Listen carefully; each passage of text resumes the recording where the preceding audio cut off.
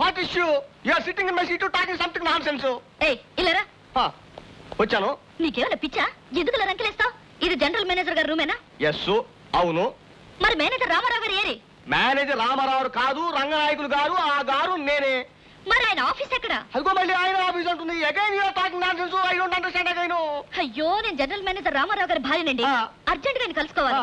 నేను టీవీ కొన్నాను. కొనుక్కోమ్మా కొనుక్కో. నువ్వు టీవీ కొనుక్కో, ఫ్రిడ్జ్ కొనుక్కో, ఆర్టీసీ బస్సు కొనుక్కో. నాకేమమ్మా యువర్ సుబ్బారావు. ఏంటి సార్? అమ్మయ్యా వచ్చావా? చూడు ఈవిడ గారికి మన ఆఫీస్ లో రామారావు అందరినీ చూడు. అలాగే సార్. ఒక్క రామారావు కూడా వదిలిపెట్టు. Leave single Ramarao. Understand sir. ఇంత బాగా టీ కలిపే భర్త దొరికినందుకు మీ ఆవిడ ఎంతో పొంగిపోతుంది కదా రామారావు. ఏమండి, మా ఆవిడతో నేను కలెక్టర్ అవుతానండి. చిచ్చి అందండి. తహసీల్దార్ అవుతాను అన్నాను. చర్చ అందండి. పోనీ ఎమ్మెల్యేగా పోటీ చేస్తానండి. మా ఆవిడ ఏం సలహా ఇచ్చిందో తెలుసా అండి? ఓ మంచి ఆఫీసులో ఓ క్యాంటీన్ పెట్టుకోండి అని. ఎంచేతంటే మన టీ మనం కాసుకోవచ్చు, మన అట్లు మనం వేసుకోవచ్చు, మన పాలు మనం కాసుకోవచ్చు. చూసారా ఎంత దూరం ఆలోచన చేస్తుందో? That is my wife's character. Hello,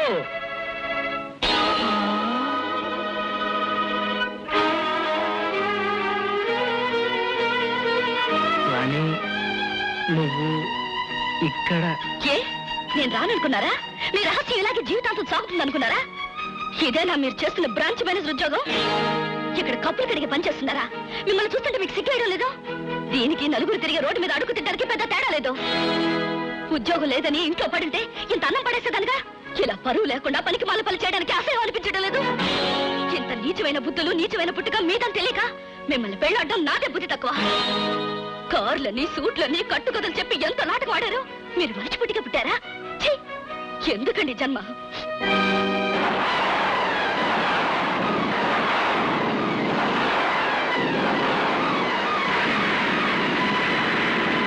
ఏమిట్రా కంగారు? కంగారు కాదురా, దడ, వణుకు, ఆవేశం. దేనికి ఆవేశం? నా కూతురు అల్లుడు ఇంటి నానా బీభత్సం చేస్తున్నారు. అది సై అంటే వీడు సై సై అంటున్నాడు, అది ఒకటంటే వీడు రెండు అంటున్నాడు. రే కూర్మం, ఆలు మగల మధ్య తగు వచ్చినప్పుడు మనం ఎంత దూరంగా ఉంటే వాళ్ళంత తొందరలో దగ్గర అవుతారు. మనం మధ్యలో కలగజేసుకుని కెలకడం మొదలెడితే వాళ్ళ గొడవలు తగ్గవు సరికదా, ఎక్కువ అవుతాయి. అంచేత నువ్వు వెంటనే ఇంటికి వెళ్ళి ఓ 15 రోజులకి సరిపడా బట్టలు సర్దుకుని స్టేషన్కి వచ్చేయి. నిన్ను 34 ఎక్కించి కంచికి పంపించేస్తాను. ఆ మఠంలో కొన్నాళ్ళు ఉండిరా. రామేశ్వరం వెళ్ళిన శనేశ్వరం తప్పదన్నట్టు కంచిగడిలో బలి ఉంటుంది కదా అక్కడ. నీ దరిద్రం పోవాలి అంటే ఆ బంగారు బలిని ముట్టుకు రావాలి. ఆ పని చేసుకున్నావురా, నువ్వు స్టేషన్ లో అడిగెట్టేసరికి మన వాళ్ళందరూ వచ్చి హ్యాపీగా స్వాగతం చెప్తారు. ఇంకేం ఆలోచించుకు, బయలుదేరు. అప్పు తీర్చకుండా, పత్రిక విడుదల చేయకుండా ఎన్నడెలా తిప్పుదాం అనుకున్నావు? మునిగిపోయిన ప్రెస్ తో పాటు కొత్త మిషనరీ తీస్తామని సెక్యూరిటీ తీసుకొని ఇప్పుడు మాకు ఎక్కడదామని చూస్తావు? ఊరికే వదిలేయడానికి మేమేం గాజులు దొడుకోలేము. ఆగండి, ఈ విషయం నాకేం తెలియదు. అసలు మీ దగ్గర డిపాజిట్ తీసుకుంది కూడా నాకు తెలియదు. తిలక్ హిట్లర్ గారు వస్తారు, ఆయన అడగండి. ఆయన ఎందుకు వస్తాడండి? ఆయన వేరే ప్రెస్ ప్రారంభించబోతున్నాడు. వేరే ప్రెస్సా?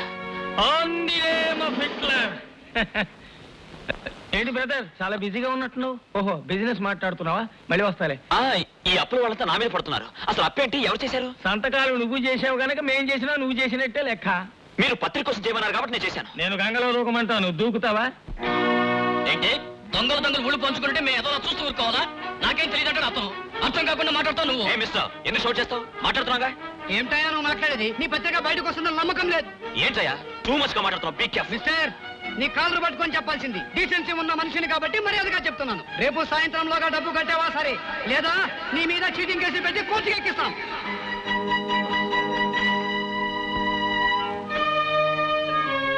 ఏంటండి అలా ఉన్నారు?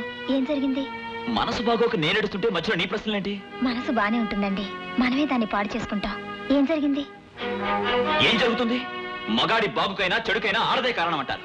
నేను వేసే ప్రతి అడుగుకి 190 ప్రశ్నలు. ఏం చేస్తున్నారు, ఏమొస్తుంది, అసలు అవుతుందా లేదా, అన్ని అనుమానాలే. ఇప్పుడు ఏం జరిగింది బాబు?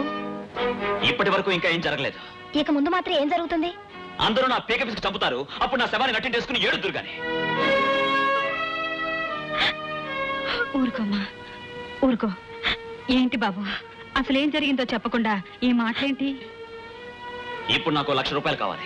ఎక్కడి నుంచి తేవం, ఏముందని తేవం? ఎందుకు లేదు? ఈ ఇల్లుందిగా, తాకట్టు పెట్టండి.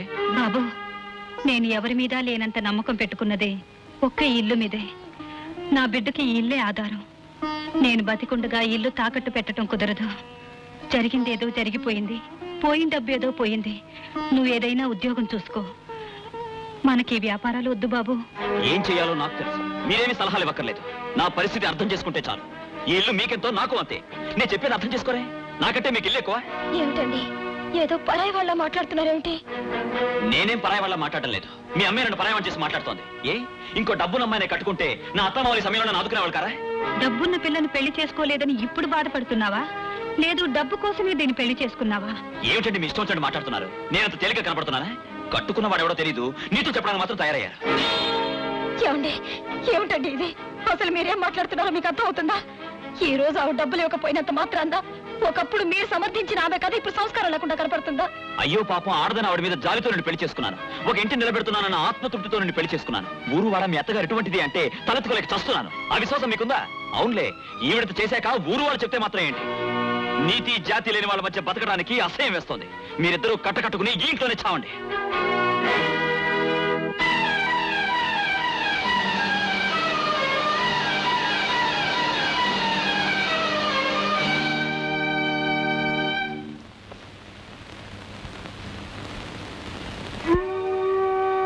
అమ్మా బాధపడకమ్మా. జీవితంలో ఎన్నో అవమానాలు భరించిన దానివి. నువ్వే ఇలా అయిపోతే ఇక నేనేమైపోవాలి? ఎంతసేపు ఇలా కూర్చుంటావు? పదమ్మా లోపలికి వెళదాం. రామ్మా. అమ్మా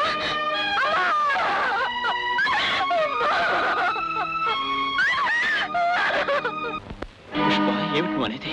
మన నోటి నుంచి వచ్చిన మాట మనకు చాలా తేలిగ్గా కనపడొచ్చు. మన ఉక్రోషం మనం ఏం మాట్లాడుతున్నావో మనకు తెలియకుండా చేయొచ్చు. కానీ అది అభిమానంతో బ్రతికే మనుషుల గుండెలు పగలగొడుతుందని నా తల్లి చావు నిరూపించింది. లోకులంటే భరించింది, నా కోసం బ్రతికింది. అల్లుడైనా కొడుకైనా మీరేనని నమ్మింది. తను అనుకున్న మనిషి లోకుల కంటే కఠినంగా మాట్లాడేసరికి మనసు చెదిరి ఆత్మహత్య చేసుకుంది. నా తల్లి శవానికి దహన సంస్కారాలు చేయమని ప్రాధాయపడ్డానికి నేను ఇక్కడికి రాలేదు. కానీ మీ వల్లే నా తల్లి చనిపోయిందని ఆమె కట్టెలో కాలక ముందే మీకు తెలియాలి. మీరు బాధపడతారని కాదు, నా బరువు దించుకున్నానన్న తృప్తి కోసం. నాకంటే నా తల్లి అదృష్టవంతురాలు, హాయిగా చనిపోగలిగింది. దయచేసి మీరు అక్కడికి రాకండి. మొగుడు విడిచిపెట్టిన ఆడదని నా తల్లి నన్న లోకులే, అత్తని చంపిన అల్లుడని మిమ్మల్ని అంటారు. అప్పుడు మిమ్మల్ని కూడా నీతి జాతి లేని మనుషులని కొందరు అనాల్సి వస్తుంది. గట్టు మీద ఉన్న వాళ్ళు ఎన్నైనా చెప్తారు, మోసేవాడికి తెలుస్తుంది బాధ. అయినా పుట్టిన వాడికి పెట్టడానికి మా దగ్గర ఏముందని కనాలి? పెద్ద ఉద్యోగం చేస్తున్నాను అబద్ధం చెప్పి కాఫీ హోటల్లో కప్పులు కడిగి ముగ్గురుతో చేస్తున్న కాపురం చాలు. పైగా అతని బిడ్డకి తల్లిని కావాలా? అందుకే నేను తల్లిని కావాలనుకోవడం లేదా. ఈ బిడ్డ నాకు అక్కర్లేదు. అమ్మా అంత మాట అనకండి అమ్మా. మీకున్న అదృష్టం ఏటో అది లేని నాకు బాగా తెలుసు. ఇప్పుడిప్పుడే ఊపిరి పోసుకుంటున్న ఆ పసిపేణాన్ని తల్లి చేతులతోటే పీక పిసికేయటం తప్పమ్మా. అలాంటి పని చెయ్యకండి. మీకు ఏమైనా గొడవలు ఉంటే మీరే చూసుకోండి. ఆ పశువుడి పేణాన్ని బలి చేయకండి అమ్మా. మధ్యలో నీ సలహా ఏమిటి పెద్ద? నేను ఇప్పుడే డాక్టర్ దగ్గరికి వెళ్తున్నాను. చూడండమ్మా, మీరే అంత నిర్ణయం తీసుకున్నాక ఇంకా ఆపేదే ఉంది. ఈ ముక్క 10 మందికి తెలియకుండా ఉంటే మంచిది. లేకపోతే ఈ ఊరు వాడ మిమ్మల్ని ఆడిపోసుకుంటారు. అమ్మాయి గారు, ఇలాంటి విషయాలకి ఓ డాక్టర్ ఉన్నాడు. గుట్టు సప్పుడు కాకుండా మన పరువు పోకుండా ఓ మాత్ర ఎత్తాడు. మీరు సరేనంటే కనుక్కొత్తాను. సరే. నువ్వు చెప్పేది నిజమా? నిజమే బాబుగారు. ఈ గండం గడవడానికి నాకు తెలిసిన నాటాడుతున్నారని చెప్పొచ్చాను. మీరే ఏదో ఒకటి చెయ్యాలి బాబుగారు. పిచ్చిదానా, ఈ సమాజం చాలా అడ్వాన్స్ అయిపోయింది. పెద్దవాళ్ళు చెప్పడం, చిన్నవాళ్ళు వినడం ఇదంతా చాదస్తమనిపించేసే రోజులు. ఆమె జీవితం ఆవిడిష్టం. అంటే మీకు తెలిసి కూడా ఊరుకుంటారా బాబుగారు? ఊరుకోక వెళ్ళి అడిగామే అనుకో, ఏమిటమ్మా ఈ తప్పుడు పని అని. మీరెవరు నన్ను అడగడానికి నా ఇష్టం అంటుంది. మన అదృష్టం బాగుండకపోతే సలహాలు మానేసి నోరు మూసుకోండి అంటుంది. అప్పుడు మనకు మిగిలేదేంటి? నా పెద్దరికం పోవడం తప్ప. మీరే ఏదో ఒకటి చేస్తారని కొండంత ఆస్తూ వచ్చాను బాబుగారు. మనకి కొండంత ఆశ ఉండొచ్చే, కానీ ఆ పుట్టబోయే బిడ్డ మీద ఆ తల్లికి ఆవగించంతైనా మమకారం ఉండాలి కదా. చావడానికి సిద్ధంగా ఉన్న ఆమె పొట్టలోని బిడ్డ దుస్థితి ఎంతో మన స్థితి అంతే. మీరు ఆదుకుంటారని, ఆ పాపాన్ని ఈ చేతులతో చేస్తారని ఒప్పుకున్నాను బాబుగారు. ఒప్పుకున్నాక తప్పదుగా. నీ ప్రయత్నం నువ్వు చెయ్యి. అమ్మాయి గారు, అబ్బాయి గారికి చెప్పారా అమ్మా? ఆయనకి చెప్పాల్సిన అవసరం నాకేంటి? ఇది నాకు సంబంధించిన విషయం. కోప్పడకండి అమ్మా. చెప్పారా అని అడిగాను. డాక్టర్ గారితో చెప్పానమ్మా. ఈ ఉండమాత్ర ఇచ్చారు. భగవంతుని తలుసుకుని వేసుకోండి. గాల్లోంచి వచ్చే ఆ పసిపేణం గాల్లోనే కలిసిపోద్ది.